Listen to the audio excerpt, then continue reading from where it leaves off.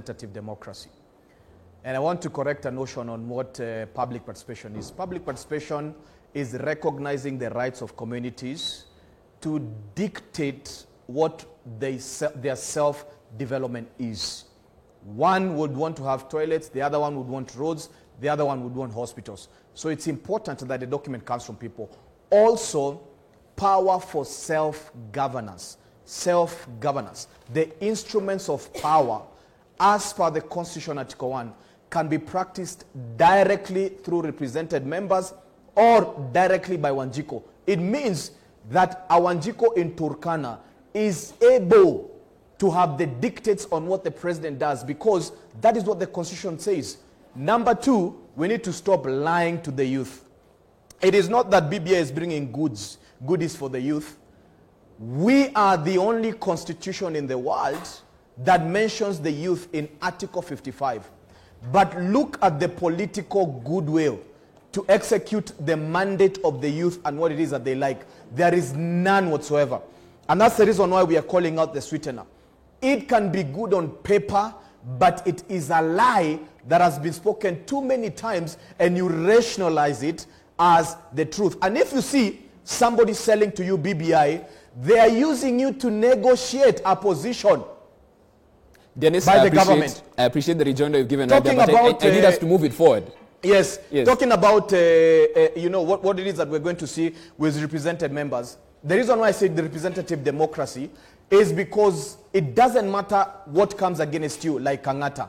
You have again to adjudicate the will of the people in Muranga, whether they remove you, whatever it is that they do, because we know that parties in this country are passes for certain aristocrats and certain barons. So there's going to be that. People would want to be expelled from the house and whatever it is. And by the way, there is no difference sometimes between a nominated senator, because a nominated senator is a representative of a certain minority. For example, Senator Mwaura is representing a certain minority recognized by the Constitution.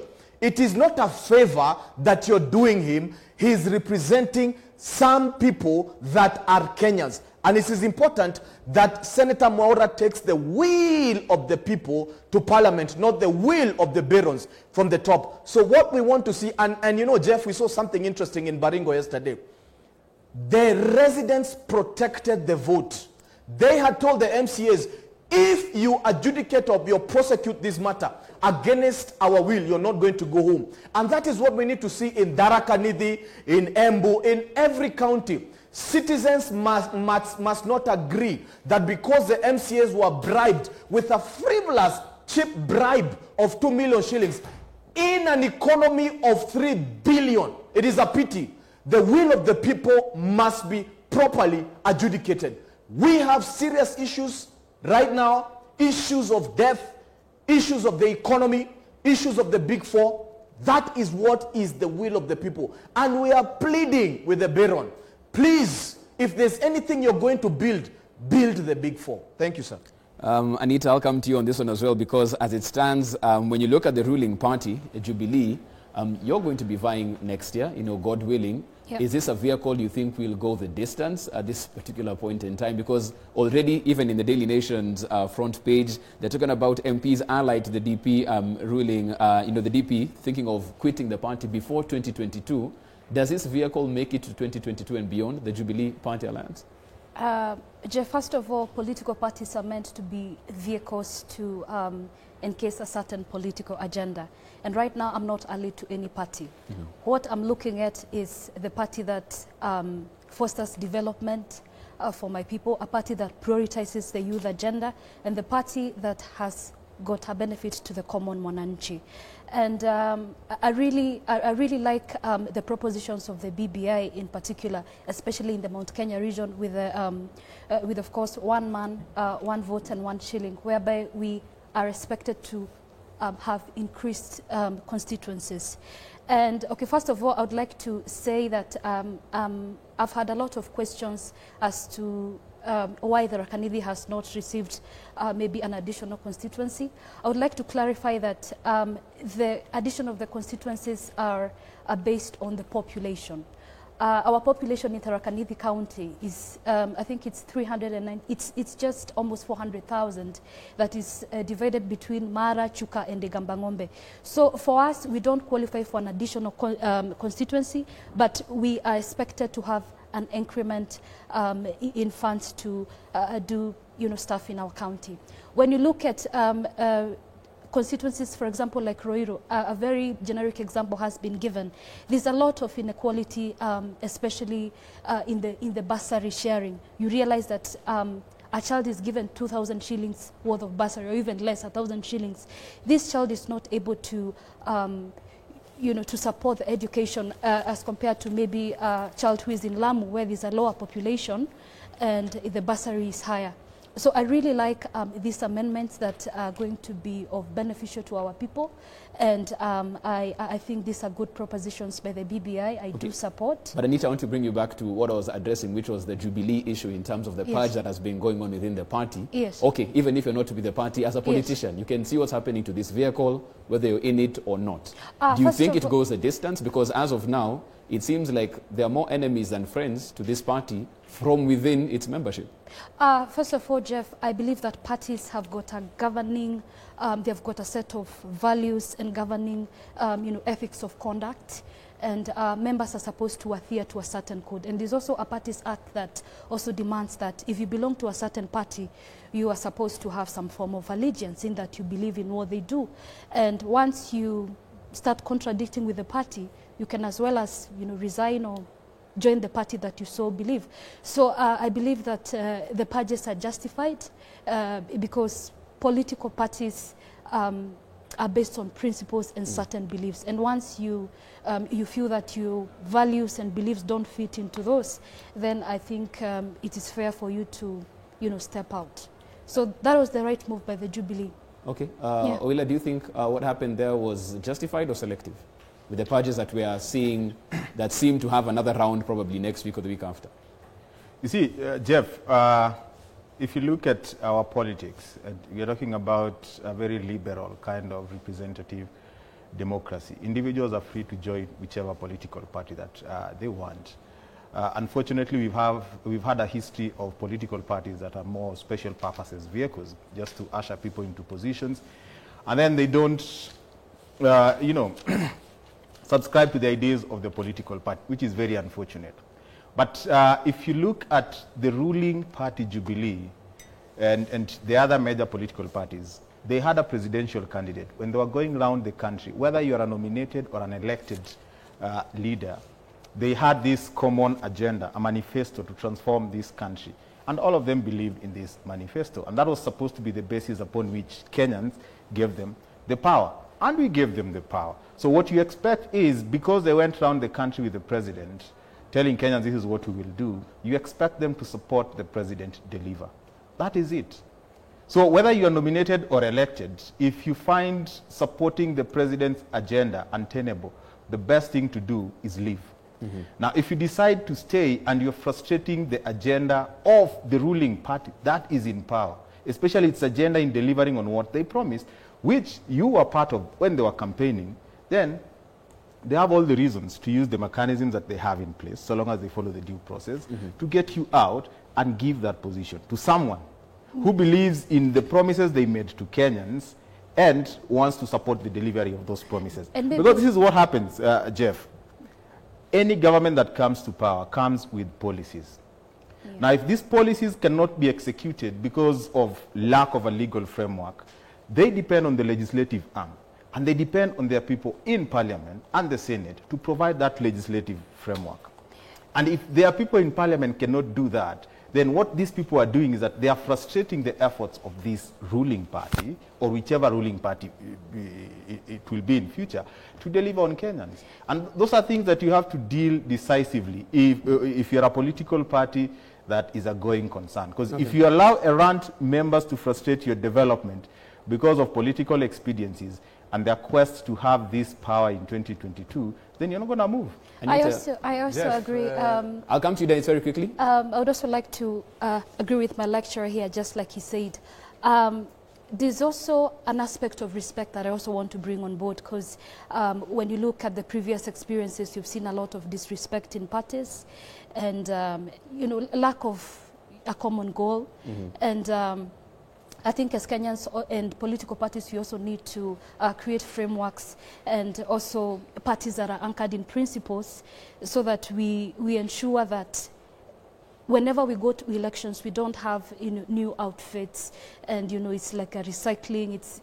We need to be anchored in good policies and principles, just like we have the US. You know, in US, you're either a Democrat or a Republican, and irrespective of, even if you don't like maybe the person who is probably vying, you're going to vote them because they are Republicans and they stand for specific principles. I'll get to Dennis in just a bit, but I want to jump in there, because when you speak about principles and that what they did was right, there's a stark contrast in how such members are dealt with within the party, because what was said, and the SG, Tuju spoke about the fact that these members from the Senate were disloyal to this particular party. And of course, when you look at the party constitution, we're talking about them probably being affiliated or supporting another party, which could be UDA. But we've seen this before. We go to Kibra. We had a situation where Maina Kamanda was openly supporting a party candidate from ODM, yet in the same area there was a Jubilee candidate who had been fielded there, yet we haven't seen the NMC from Jubilee do anything about that. But that was not Uhuru Kenyatta. It was members, those members that were affiliated to, you know, the party leader. It was not Uhuru Kenyatta who did that. So there's also need to be a lot of discipline. In what sense? Uhuru Kenyatta as, you know, the leader we're saying, why Jubilee. wasn't Maina Kamanda the one who was taken before, just as these others have been taken before the disciplinary committee? Maina Kamanda seems to have been left out of all of this, yet he essentially committed the same sin. I think also, Jeff, the manner. But I think Jeff, allow me to... No, just Dennis, before I come to you, because I just want to get this. Yes, well, I think we are mixing a few issues here. I mean, in the Kibra by-election, Jubilee had a candidate, ODM had a candidate. Yes. But the legislators in Nairobi decided that because this is a county that we are passionate about and we are leaders here, we will not go against the political party's wishes, but we'll support a candidate who we believe, you know, will serve the interest. Number two, we say that, but we didn't see the candidate who was fronted by Jubilee with the party leader and the deputy party leader. Exactly. So who could have superseded that? Let me tell you, that tells you that the Jubilee candidate, there is a backstory to the Jubilee candidate in the Kibra by-election. But that is politics. Let us forget about that. But irrespective of what an elected leader does, an elected leader is supposed to pay allegiance to the people he represents. Absolutely. And if you're doing that, you also have to respect the leadership. Yeah. Especially if it is the leadership of the entire country, transcends the political party that you are a member of. So you cannot, first of all, go against the wishes of the people you represent. That is one.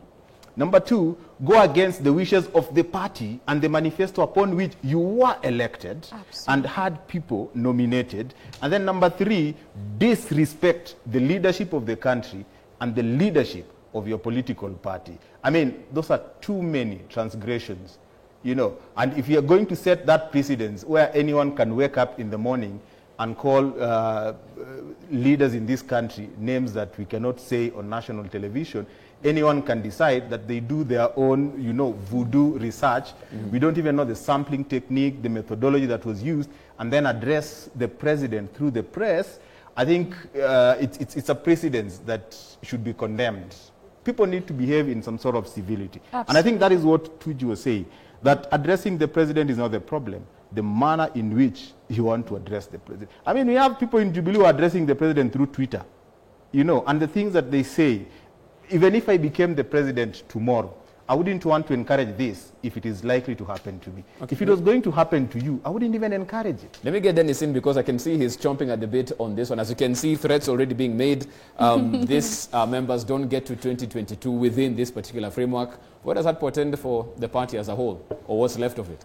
Jeff, I like one thing that my brother Hesbon has said, that the representative must play allegiance to the people, but he self-contradicted himself and says also allegiance to the party. Now, if we analyze who the party is, A political party is a mobocratic approach to executing a mandate. It is for the people. Jubilee has a membership of around about 7 million to 8 million. The decision is by the people, not the top leadership. The people sit, the people make decisions, they put together organs, and I'm speaking as a vice chairman of a political party that well knows that, you know, where my political allegiance is, and I have never been suspended. There is no disciplinary action because we are in a democracy where you make your choices within the constitution. And by the way, the rules within political parties must be guided with ethics. And part of those ethos is not psychophancy. Psychophancy cannot be rationalized as a national ethics. It is wrong. And what we are describing and what was described on that table is a business, not a political party. Because a political party sits within the floor of democracy. And it must be guided by clarity, transparency, accountability, and one important recipe or utensil, that is independence. So tell me, what is gravely wrong with anybody within the Jubilee party supporting the deputy party leader within the same party? But then you see the likes of Commander, by the way, endorsing presidential candidates outside the party. And you know, there's a dichotomy in how one is treated and the other is treated because of something we call intra-party democracy. It is not there in Jubilee. And we pronounced Jubilee dead a long time ago. We are yet to do the requiem mass and bury it because there is no intra-party democracy at the end of the day. And once you see a governing party, which by the way is the backbone, because the people are the DNA and their voice is the chromosome that establishes a nation. Once you see a political party that does not respect intra-party democracy, then also the extra part, democracy outside, the instruments and the utensils of the party is not respected. And that is why you see an increase in the use of force, like what we saw in Baringo yesterday, because the will of the people has been subjugated. The 7 million members that Jubilee has is the people. That is the Wanjiku. And by the way, they voted in, they rationalized, they thought, they spent sleepless hours, they spent their money to vote Jubilee in on the principle of the Big Four agenda. And we all agree that the Big Four agenda is the basics that we need in this country. And when we say that there is no disloyalty, the handshake was opaque, so it was not loyal to the party in any way. What proceeded after there, we thought it was something that would bring the country together. Then it morphed into something interesting called BBI. Then it morphed into a constitutional change. That is dishonesty of the highest order. If you ask somebody, if you ask a delegate from Busia, a delegate from Machakos, a delegate from Embu, whether they were consulted on the chronological growth of the handshake, they will tell you no. It means that the democracy within Jubilee is not there, and Jubilee itself exercises itself as above the law and as an autocratic party, and it must be objected, it must be rejected, it must be resisted, because what we want in this country is democracy. 2010, it is the best constitution that has the best goodies, but we have refused to implement the very good that it has for the people of Kenya. So let us not rationalize psychophancy as a national ethic. I want to bring Hesbon in on this one because, Hesbon, you're a communications expert, and something we heard from the rank and file in Jubilee was especially the call for a PG meeting. Let us sit down, let us discuss what's going on first of all, and this was even before the handshake. Let's just meet as a party and ventilate our issues. That never happened, and the only time we had quick successions of PG meetings was when people are being de-whipped, people are being removed from committees. It was addressing down from what the members said and then move quickly on. Even from a communication point of view, how are the members to ventilate? If they couldn't meet as a membership, how would they do what they're doing in letters, on Twitter, in different forums? Well, I think the fact that they've never had, that opportunity to have their PGs tells you a lot about, the people in this political party called Jubilee who are out to frustrate efforts by the president to deliver the promises he made to Kenyans. And to be honest, let us look at a president who is campaigning, and the moment he is elected, he has to behave and handle himself presidentially. And when you talk about the Big Four is going on. Jeff, every weekday I use the train from where I live to town. And we can see that Mombasa Road is a construction site. I mean, there's a lot that is going on. If a president becomes the president of all Kenyans, and he decides that besides the Big Four, I'm going to add two things. I'm going to add uniting Kenyans, and then number two, I'm going to add the fight against corruption. And it antagonizes the people within his political party. The president is serving the interest of Kenyans, not the interest of a few people. And I will tell you the problem with this, few individuals. One, we've had a constitution. The one we had in 2010 gave us amazing stuff. It moved us from, a constitution that concentrated power in the presidency to a constitution that devolved power. It has served us. We are on the threshold of increasing the amount of money that we are devolving, meaning the powers that are going to remain at the presidency in terms of resources are going to be reduced to 65. There are people who are against that. How does BBI come in? BBI and the president agenda was for inclusivity and shared prosperity. Distribute these resources to the ground. If people are against that, why would you want to engage these people constructively? They are not constructive. They want more resources to remain at the top. Kenyans want more resources on the ground. If that is a sweetener, Kenyans will vote for that sweetener. Number two, when these resources go to the counties, 5% of it will be handled at a very local level, where public participation will probably be people who know each other and know the developmental needs. There are people who are against that. Even if they're in the same political party with the president, should the president be listening to these people or listening to Kenyans? All Kenyans want these resources. And lastly, corruption. If the president has decided that he's going to fight corruption, he was elected, yes. There is Big Four that Jubilee is working on, so they support that Big Four. But if they're against more unity in this country, if they're against fighting corruption, and the BBI has spelled out the time frame for convictions, and you can actually tell the people who are against most of these things find their shelter in the proponent, the guys who are against the BBI. So just on the basis of those three things, why would the president be beholden by a political party when the interest of Kenyans is more urgent? And people should not muddle things and tell us what is happening. We are a country that can chew the gum and climb the stairs. We can achieve all these things. A political framework that is anchored on the Constitution will sort these things. So we cannot wait until I don't know what happens for us to attend to our political issues. We can actually do it.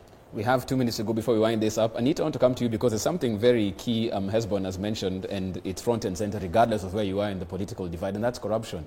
It's clearly been an issue. The president spoke to Tharaka Nithi and the whole Gama region on radio a couple of weeks back, and from that famous excerpt that has gone round that we are losing 2 billion shillings a day due to corruption. Yeah. And some people are saying, okay, if you even know the figure of how much is, emptying coffers and going to other pockets, yeah, we still have to wait until we pass the BBI to do something about that? Absolutely. Corruption is a major problem that we are facing. And yes, indeed, I was among the delegation that Uhuru Kenyatta addressed in Sagana. Mm-hmm. And all these reforms need to be anchored in the Constitution, just like my lecturer just said. Secondly, I encourage every youth to engage logic. Look at what the options that are being presented upon you. Just like I started by saying, let us dissociate the 2022 succession politics and the BBI Constitution Amendment Bill. They are good things for us as a youth. There's a lot of developmental money coming to mashinani, which I'm most interested in. And also thirdly, to also encourage every youth who is vying for a political seat. This time is right for you to step forward and improve the options that are presented in the ballot. Because what we do is that we do a lot of complaining in terms of the corruption, how the options are not good, but in real sense they don't step up to actually improve those options. Okay. So I really encourage everyone this morning. I know there are plenty of you and my friends who are actually going for elective positions who are watching me right now. I do encourage you to go for it and specifically to the citizens, the esteemed citizens of Tharaka Nithi County. Yes, I'm indeed on the race for the woman rep representative. We need change, we need innovations, we don't need wheelbarrows, and we need someone who can lobby and build up on good projects based on the technological advancements. We'll take it from there, Anita. We'll take it from there because my director is telling me we're out on time on this one, but we shall pick it up from there. Thank you. In terms of that, and at least it has been made clear that she is aspiring for the Tharaka Nithi seat, so plenty more to come from that particular space. That's why we wind up this particular conversation. Thank you so much, Hesbon Owila, for making time this morning, Anita Mbaya as well. Many thanks, Dennis Thumbi, for weighing in on this particular conversation this morning. That's why we draw the curtains on this particular episode of K24 this morning's newspaper review. Short break. It's a Hangout Friday. The DJ is here. The kitchen is going to be ultra special because it's all about the season of love. So we'll be having a bit of Valentine's going on right here. Don't go too far. We'll be right back.